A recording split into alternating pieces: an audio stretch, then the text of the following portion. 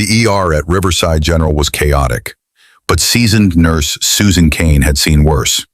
That night, though, something felt wrong, off-kilter in the bones.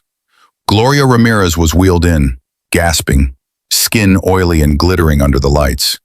A 31-year-old woman, too young for the stage 4 cervical cancer, her chart declared.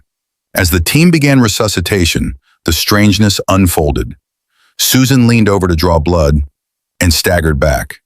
A heavy chemical smell hit her, sharp like garlic mixed with ammonia. The syringe filled with blood, and oily white crystals floated within it. "What the hell is that?" someone whispered. Then the collapse began. First was the resident beside her. He dropped, convulsing. Then another nurse collapsed mid-injection. Susan tried to call out, but her voice choked in her throat. Her limbs locked, cold, paralyzed. The overhead lights buzzed louder than normal. Were they flickering? She hit the floor. When Susan woke up in isolation, hours had passed. A hazmat team had sealed off the ER. Gloria was dead.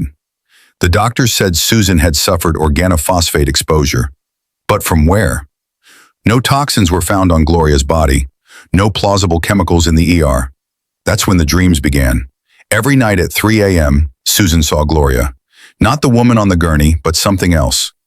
Her eyes hollow, mouth twitching in a rictus grin, leaking that same chemical stench.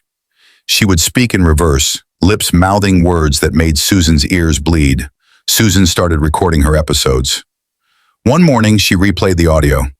What she heard chilled her. "I am still inside you." She went back to the hospital archives, desperate for sense. In the pathology report, scribbled in the margins, was an unnoticed note. Blood pH, unreadable, corrosive. Susan pulled up Gloria's background. The cancer, the pain, she had tried home remedies. DMSO maybe? But how did it become lethal? Then she found the sealed vial. An old blood sample, mislabeled and left behind. She opened it. The room darkened instantly. The lights turned to dripping amber. A figure rose from the spilled blood, her skin shimmering like before, but her eyes were endless pits of colorless flame. Gloria reached out, not to harm, but to enter. 3 days later, Susan was found sitting in her bathtub, grinning. Her blood turned to gelatin, her skin slick with an unknown substance. The last thing heard on her baby monitor before the static. "She's not dead. She's learning."